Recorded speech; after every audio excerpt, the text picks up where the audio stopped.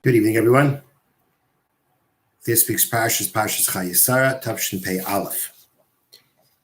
So we have in this week's parsha the episode when Eliezer is sent to find a wife for Yitzchak, and the sign that he asks God to help him find a wife for Yitzchak through is that he's going to go to the spring where the young girls come to fetch water.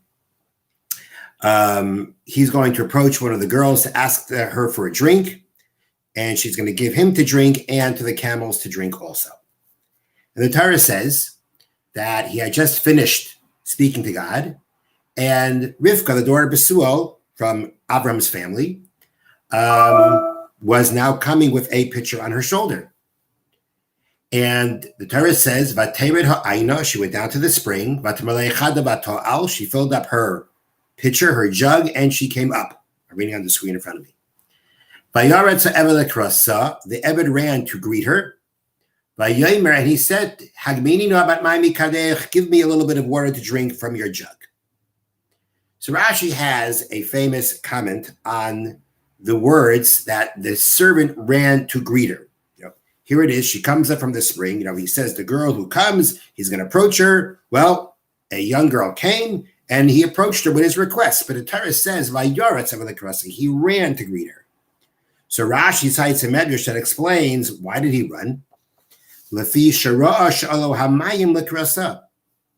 Because he saw that actually the water came up to her. This spring was like a well. She should have been drawing the water out. She should have kind of let it down and drawn it out. She didn't have to do that. She just had to fill because the water came up to her. A miracle. Quite apparently, this was a very special neshama, a very special person living in a land that's full of idolaters, but special enough that a miracle should happen for her, that the water comes up to her. The Medrash says all the other women have to draw water from the spring, and here the water comes up to her. And therefore, Vayaretz, he saw, this could be the one, or this is a good chance, this is the one, because look, a miracle happened to her. So all the commentaries ask that once Eliezer saw that Rivka experienced a miracle, isn't that enough to figure out that she must be the special one? Why does he still need to go through the sign that he said, I'll ask her for water, she'll give me a drink? I mean, isn't a miracle enough of a sign that here is the special one for Yitzchak? And an answer that's given is that there's no question, if a miracle has occurred for this person must be very righteous. And to be very righteous, it has to mean that you're not a selfish person.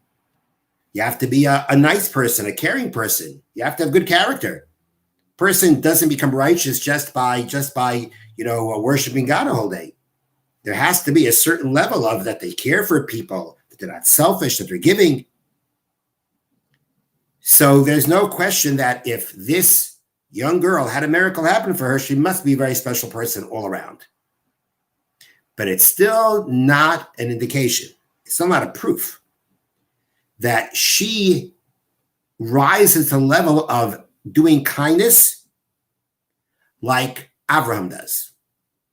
Rivka had to fit in to the household of Abraham. Abraham's household was a household of kindness. And Rivka, it had to be seen, it had to be proven that Rivka was at that same level of Avram's kindness for her to become Yitzchak's wife. The test was kindness, because Avram epitomizes kindness. His life is dedicated to kindness. If Rivka is going to become part of that household, she has to fit in. It means she has to live up to that level. And the level of kindness of Abraham is not your typical level of kindness. Kindness is, typically a person has a need and you help them with that need. But there'll be times it will be exempt. And by Abraham, we know from Parshas Vayera that Abraham was sick. He had just had his bris milah. It was burning hot outside. There's no question that Abraham was exempt from any kind of obligation to perform kindness due to his physical state. Hashem kept people away from him, making it so hot. And nonetheless, he's waiting by the opening of his tent, looking and waiting to be hospitable, to do kindness with others. That's taking kindness to a whole different level. And you can be a righteous person and a good person. You can even have miracles happen for you. It doesn't mean that you're at that level of kindness like Abraham, which is in a whole new level. And Rivka at the end displayed that her kindness was beyond the regular obligations or parameters of kindness. The commentaries point out, first of all, the Torah says that after Eliezer asked her, so she said, I'll give you to drink. She finishes giving him to drink, and then she gives to the camels. And the Torah says about Maher, she hurried.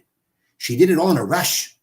She did it quick with alacrity. She wasn't just going to sit down. She did it with zrizas, with enthusiasm, with excitement, without any delay. That was one thing. The Torah says that straight out. Number two, the commentaries point out from a lot of the wording that she was very sensitive about the way she performed the kindness. She was very smart. She was very careful. The wording of the psukim are that she gave him to drink, which sounds like she gave him to drink from the jug. Not only that, who's the one who gave the camels to drink? Just as she did. Here's this young girl. She did all the giving the camels to drink. Camels drink a lot. And Eliezer just sitting there watching. So she took kindness to another level. And that's what she had to prove. That's what had to be seen. And therefore, although miracles, and a miracle right in front of Eliezer's eyes occurred for Rivka, that wasn't enough to determine that this is the wife of Yitzchak. To be the wife of Yitzchak had to be determined that she would practice kindness at a whole different level, just as Abraham did. So therefore, just seeing the miracle wasn't enough to determine she should be the wife of Yitzchak. Now the Ramban, Nachmanides, also addresses the same idea that Rashi does. And he points out, interestingly, that we can see from the wording of the Torah that we see an allusion to this idea that the water came up to her. Why is that? So let's read the psukim again. So it says, but that when she showed up and she had the pitcher on her shoulder. But she went down to the spring. She filled up her jug and she came up. So clearly she had to go down, but she didn't have to. Okay, and she filled her jug. The servant ran to greet her. And he said, "Give me a little to drink from your water, from your jug." She said, "Drink, my master." And again, she quickly brought it down and she gave him to drink. She finished giving him to drink. And she said, I will also draw for your camels until they finish drinking. She hurried and she poured out the pitcher into the trough. And she ran again to the well, to draw. And she drew for all his camels. Now, very interestingly, the Ramban points out the word to draw, lish'o batishav, doesn't appear the first time. The first time, all it says is she went down to the spring and she filled her pitcher. That's all it says there. It doesn't say that's the first time. The first time it says she went down to the spring and she filled her pitcher. Nothing about batishav and she drew. But once she started dealing with the camels, then the Torah talks about that she's drawing the water. That difference in the wording, says the Ramban, is where our sages in the Medrash understood that something different was going on here, or this was an allusion to this idea that the first time she didn't have to draw the water. She just had to fill because the water came up to her. But once she started dealing with the camels, then it says she drew because then the water didn't come up to her. But that's the Ramban's point. The Ramban is trying to show in the wording of the Torah that we see the first time she comes, it just says she filled. Then when she's dealing with the camels, it says she drew. That would imply she didn't draw the water the first time. Why? Because the water came up to her. That's the allusion to this miracle that we've mentioned. But now the question becomes, Why didn't the miracle happen the second time? How come it only happened the first time? How come when she came first to the water and she drew water, then the water rose? Now, the second time, it doesn't. What changed? So Rabbi Levi Yitzchak Berditchev in Kedushas Levi explains in the following way. He says the first time she drew the water with a pitcher, she was drawing for herself, or she was drawing, she was drawing for drinking, okay, drinking for herself. And so when she went to do it for herself, she had a miracle. She was deserving of a miracle. The miracle happened for her. But now, when she told Eliezer, after she gave him to drink, now I will draw for your camels. So now her whole intention of drawing water is for kindness, to give the camels to drink, to take care of Eliezer's animals. She was now getting the water to perform chesed, to perform kindness. That means now she's doing a mitzvah. You're doing a mitzvah? Hashem doesn't send miracles for you to do a mitzvah, to help you do a mitzvah. You have to do a mitzvah on your own. A mitzvah has to be completely on you. Hashem is not going to do miracles to help you to do a mitzvah. And that's because that the involvement and effort that a person to a mitzvah, says Rabbi Levi Yitzchak Berditchev, is precious in the eyes of Hashem. It's precious in the eyes of Hashem. The involvement and effort of a person fulfilling a mitzvah is very precious in the eyes of Hashem. We know that the Torah is full of action. The Torah is not just about thought, just about belief. Of course, thought and belief are fundamental. But there has to be action. The Torah is full of action. Action is an integral part of Judaism. The lesson of the Ramban is that when it comes to a mitzvah, Hashem wants as much involvement yet you can have. So if there be a miracle, there would be less involvement on Rivka's part. Now there was no miracle. She has to draw the water. She has to do more. She has to be more involved. She has to put in more effort. And the more involvement and the involvement and effort that we have in doing a mitzvah is precious in the eyes of Hashem. So no miracles to help you do a mitzvah. You want to do a mitzvah? No miracles help you do a mitzvah. You do a mitzvah on your own. Because when you're more involved, you are in a mitzvah, the more precious that is to Hashem. And another way, a deeper way we can explain this, again, we know action is all part of what it is to live by Torah. Torah wants us to be active. And the more active we are, the more precious that is by Hashem. On a deeper level, we can understand it like this. Ramosha Chaim Luzzatto, Ramchal, explains that the whole purpose of a person coming into this world and doing mitzvahs is why does Hashem, the little bit of whys that's been revealed to us, why do we have to come into this world and be tested? Before we come into this world, our neshamas are up in heaven, close to Hashem. Now we have come down. We have to live a life, do mitzvahs, deal with challenges, possibly ruin ourselves, and then we go back. Why is this the process? Let's just stay up there. And Ramchal answers, Moshe Chaim Luzzatto answers, is because Hashem made our neshama in a way that, so to speak, we don't enjoy a free lunch. We enjoy what we gain through our efforts. If we would just be given closest to God without earning it, it would not be as good to us and as enjoyable to us as when we earn something. Hashem is the ultimate good, and he wants to share with us the ultimate good. And we can only experience the ultimate good if we earn it. That's how Hashem made us. Why? Don't know. But that's how Hashem made us. So therefore, we have to come down in this world and live a life of Torah, live a life to be able to earn the eternal reward of the world to come.